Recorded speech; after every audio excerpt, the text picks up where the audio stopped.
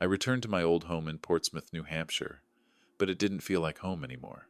The 3 days in the hospital after my heart surgery had drained all my strength, leaving a painful incision on my chest and a profound thirst. The old wooden house looked cozy in the afternoon sun, but as I stepped inside, a shiver of coldness ran down my spine. I sat down in my familiar armchair, trying to steady my breathing. Jennifer, my daughter, was in the kitchen. I opened my mouth, my voice weak and hoarse. "Jennifer, could you get me a glass of water, please?" Jennifer turned, her look of mild annoyance shifting into something colder. "Seriously, Dad? You just got home." She crossed her arms over her chest in a sharp, deliberate gesture. I looked at my daughter, trying to find some trace of the little girl who used to bring me dandelions from the yard. But there was nothing. Her face held the same expression she might use on a stranger, asking for spare change. "I spent 3 days in the hospital after heart surgery," I said, my voice barely a whisper. "I'm just asking for some water." My son-in-law, Mark, sat on the sofa, eyes glued to the television, seemingly oblivious to our conversation. The canned laughter from a game show filled the tense silence. "The kitchen's right there," Jennifer said, gesturing vaguely towards the sink, her wedding ring glinting in the light. "You have legs." A sharp pang of pain shot through my chest as I tried to stand up. It felt as if the stitches might tear open, leaving me bleeding on my own living room carpet. "Easy there, Dad," Jennifer said, but her voice held no warmth.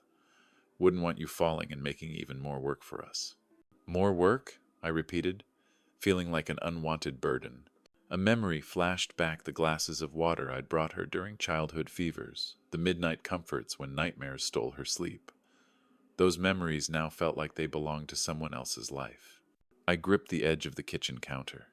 Its coolness was grounding me as I processed what I'd just heard. This wasn't temporary frustration. This was who they truly were when they thought I couldn't hear, or perhaps they simply didn't care if I could. The glass trembled in my hand as I filled it from the tap. The water tasted bitter, even though it was the same water from the same faucet I'd used for 20 years. Everything was the same, yet nothing would ever be the same again. When I turned, they were both watching me with a mix of impatience and barely concealed disgust. My own daughter looked at me like an inconvenient stranger who had wandered into her house. The glass felt heavy in my hand, not from its weight, but from the weight of understanding that was settling into my bones like winter cold. I had built this house, paid for their education, their wedding, their car payments. I had given them everything, and they couldn't even get me a glass of water after heart surgery. I walked back to my chair slowly, deliberately, not because the pain demanded it, but because I needed time to think, to plan, to decide what kind of man I was going to be for whatever years I had left. As I settled back into my armchair, the water tasted less bitter and more purposeful. My mind, a place I had once thought was full of cherished memories, now became a filing cabinet of financial sacrifices. I recalled the years of working 2 jobs to put Jennifer through college, the immense pride I felt watching her graduate. Then came the house, this very house, the one I had so generously gifted to her and Mark. The memory of my late wife, Sarah, floated into my thoughts. She would have been heartbroken to see this. She had always told me, family takes care of family, and I believed it. But somewhere along the way, gratitude had curdled into entitlement. I thought about all the money I had given them over the years. The college tuition, the lavish wedding, the emergency funds for Mark's failed business ventures. Each check was written with love, each sacrifice made with pride. But those moments of thanks and promises now felt like empty words. The house that I had built with my own hands had become a cage, and I, its prisoner. With a newfound clarity, I realized my generous heart had been misinterpreted as weakness. They had mistaken my kindness for stupidity, but they didn't know everything. In my wallet, tucked behind a few worn-out bills, was a business card. Michael O'Connor, attorney at law. He was the one who had helped me with the deed transfer 5 years ago. It was time to make a call. I dialed his number with a hand that was steadier than it had been in days. "Michael, it's Robert Sullivan. I need your help with a family matter. It's urgent." He agreed to meet me first thing the next morning. I barely slept that night, my mind a whirlwind of memories and calculations. The next day, as I sat across from Michael in his office, I explained everything. I told him about Jennifer and Mark's behavior, their coldness, their indifference. Michael listened intently, nodding occasionally and making notes. When I finished, he reached for a thick legal reference book. Robert, 5 years ago, I insisted on adding a specific provision to the deed transfer. I called it a reversionary clause. You barely paid attention, but I'm glad I did. My heart pounded in my chest. What does that mean exactly? I asked, a glimmer of hope appearing in the darkness. It means that while Jennifer holds the title, the property automatically reverts to you under certain specified conditions, Michael explained. He pointed to a dense legal text in the deed document I had signed. Conditions like a material change in circumstances, failure to provide agreed-upon care, or a breach of family obligations. Their behavior, as you've described it, falls perfectly within these conditions. The words were like music to my ears. I wasn't powerless. I had an option, a legal weapon they never knew existed. The next evening, I decided to test the waters again. I had spent the day processing Michael's revelations, and now I felt ready. As Jennifer and Mark returned from their weekly shopping trip, I was waiting in the kitchen. "How was your day out?" I asked, my voice calm and neutral. "Fine," Jennifer replied dismissively, not looking up from her shopping bags. I waited until they had settled their things before making my move. "Jennifer, while you're up, could you please grab me a glass of water?" I asked. Her expression shifted from neutral to annoyed in a heartbeat. "Can't you get up yourself?" She shot back. It was the same cruel response as yesterday, but this time I was prepared. "I'm still recovering from surgery. It would really help," I said, my voice steady. Mark, who had been engrossed in his phone, looked up with irritation. "You walked to the kitchen just fine yesterday. What's the big deal about a few more steps?" I maintained my calm, though every cruel word was being catalogued for Michael's file. "I was hoping for a little consideration for your father, who just had heart surgery." "Enough with the drama," Mark snapped. "You're not an invalid, so stop acting like one." Jennifer nodded in agreement. "Seriously, Dad, you can't expect us to wait on you hand and foot just because you had a medical procedure." She scoffed at the last words, as if my heart stopping twice on the operating table was no more significant than a dental cleaning. I stood up slowly, making sure they saw the effort it took, the way my hand instinctively went to my aching chest. "I see," I said, the words cold and final. "So asking for help from my family is unreasonable. When you can help yourself?" "Yes," Jennifer said, her voice sharp and definitive. "We're not your personal servants." There it was again, the phrase that had shattered my illusions. It now served as confirmation of what I already knew. They hadn't changed. In fact, they seemed even more comfortable with their cruelty. I walked to the living room doorway and made my decision. "I need you both to leave my house." The silence that followed was deafening. Jennifer's magazine slipped from her hands. Mark's thumb froze over his phone screen. "What did you just say?" Jennifer's voice had a dangerous edge I had never heard before. "I want you to pack your things and find somewhere else to live," I repeated, each word clear and steady. "This is my home. I gave it to you as a gift, but that gift came with conditions.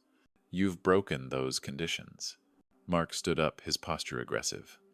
"You're bluffing. This is our home. We have rights." "Actually, you don't," I said, the confidence in my voice surprising even myself. "I spoke with my lawyer this morning. The deed transfer included reversionary clauses. When you fail to provide the care and respect that were part of our original agreement, ownership reverts back to me." The color drained from Jennifer's face. The implications hit her like a physical blow. No more free housing. No more financial safety net. She and Mark moved towards me, their faces twisted with anger and panic. "You're not thinking clearly since your surgery," Jennifer yelled. "My thinking is perfectly clear," I said. But before I could step away, Mark grabbed my phone from my pocket. "You're going to sit down and we're going to talk about this like adults," he threatened. My heart rate spiked, sending sharp reminders through my chest. They guided me towards my bedroom, their grip firm.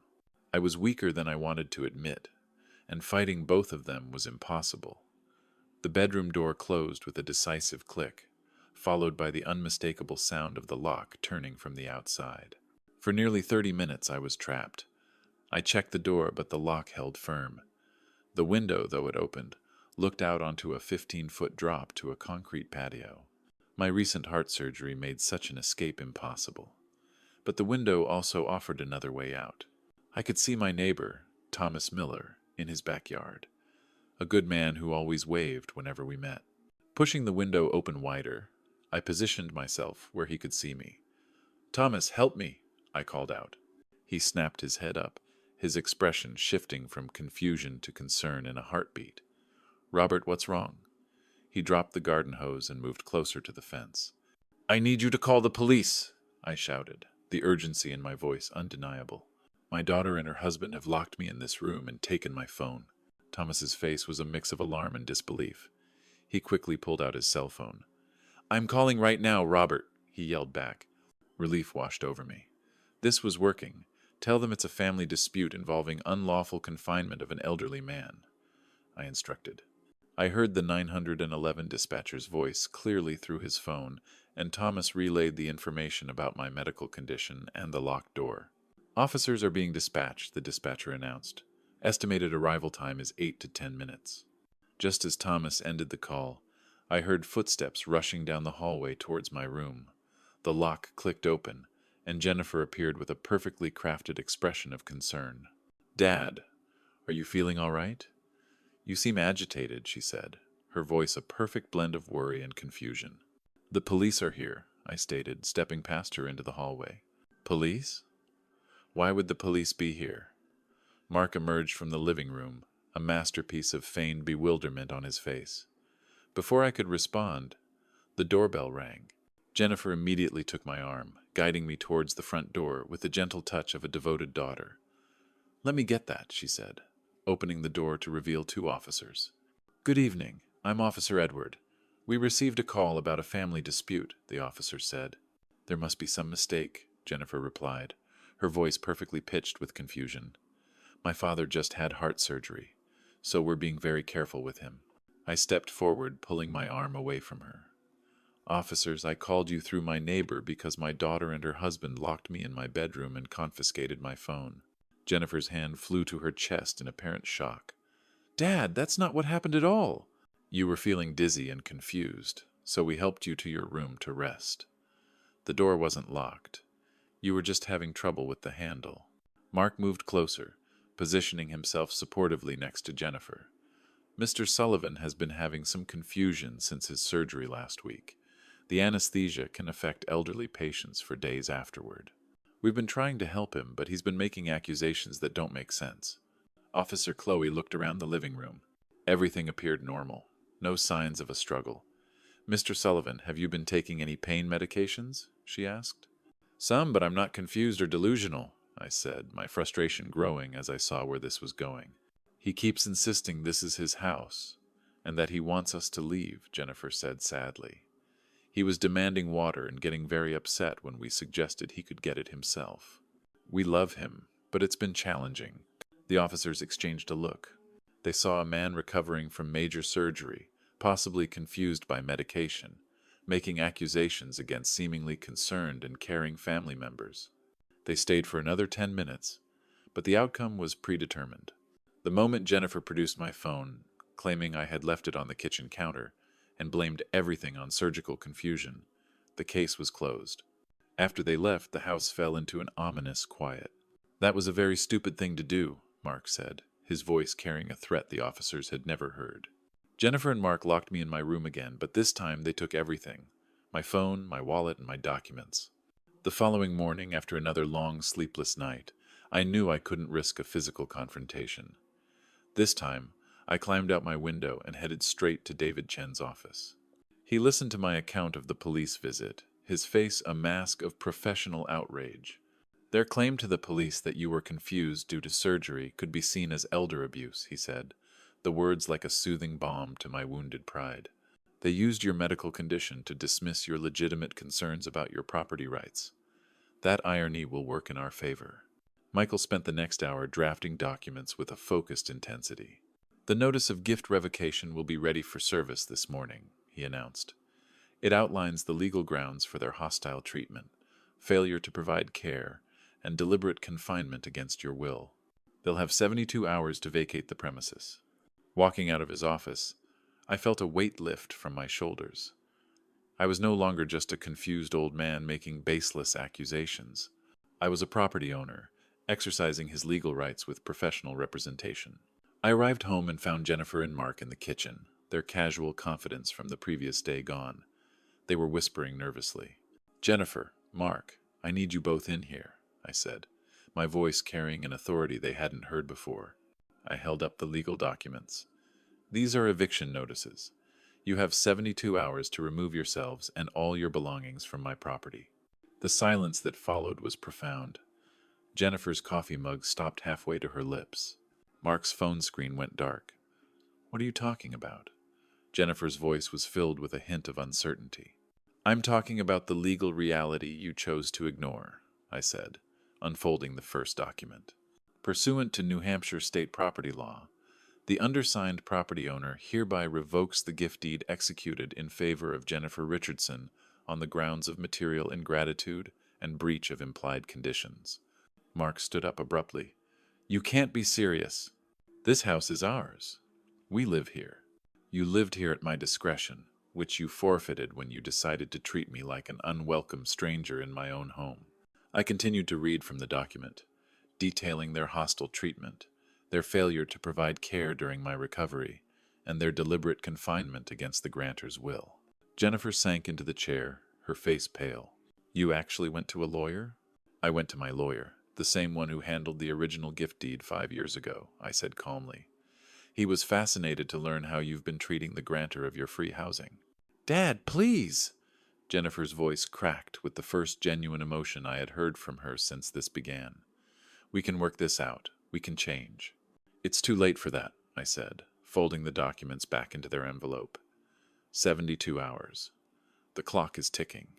As Mark moved closer, his posture aggressive, I had one final card to play, a card I had hoped I would never have to use.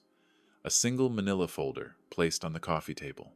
Inside were papers from the Northwestern Mutual Life Insurance Company. Death certificates, beneficiary forms, all dated 5 years ago. "This house," I said, my voice low but firm, "was bought with the insurance money from your mother's death." The silence was absolute.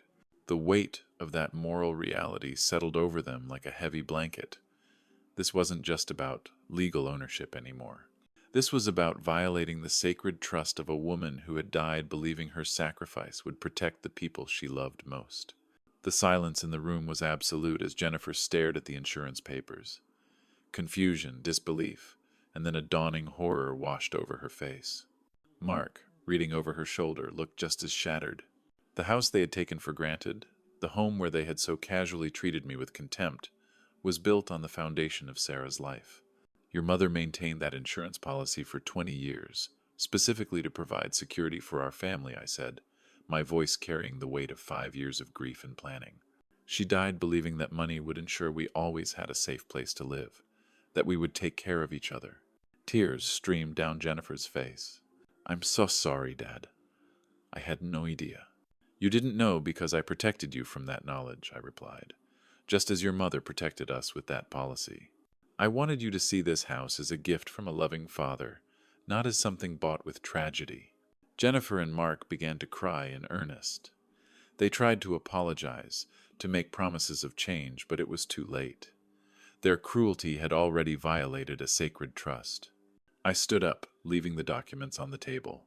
"Your mother would be heartbroken to know that the house she thought would bring our family together became the place where her daughter chose cruelty over compassion," I said.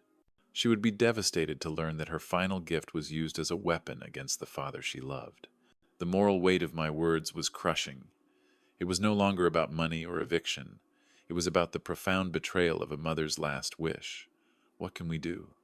Jennifer whispered, her voice broken. "How can we make this right?" "You have 44 hours, I said simply. The next few days were filled with the sound of cardboard boxes being taped shut. Jennifer and Mark worked in a quiet, hollow efficiency. The arrogance and entitlement were gone, replaced by genuine remorse and the exhaustion of people who had learned what it meant to lose everything. On Thursday afternoon, they stood in the living room for the last time. The house keys lay on the coffee table between us, attached to the keychain Jennifer had bought years ago. She picked them up, her hands trembling, and handed them to me. "These belong to you," she whispered. "They always did," I replied. She nodded, understanding the deeper truth in those words. This house had always been mine legally, morally, and in every way that mattered. "Will you ever forgive us?" she asked, tears welling in her eyes. "That's not the question you should be asking," I said. "The question is whether you'll remember this lesson well enough to treat the next person with the kindness you should have shown me." The door closed softly behind them, a click of finality. Through the window, I watched them load their remaining belongings into their car and drive away. Silence settled over the house like a comfortable blanket. For the first time in what felt like forever, I was truly alone in my own home. I looked down at the keys in my hand and felt a peace that was not the peace of revenge, but the deeper satisfaction of justice properly served and lessons finally learned.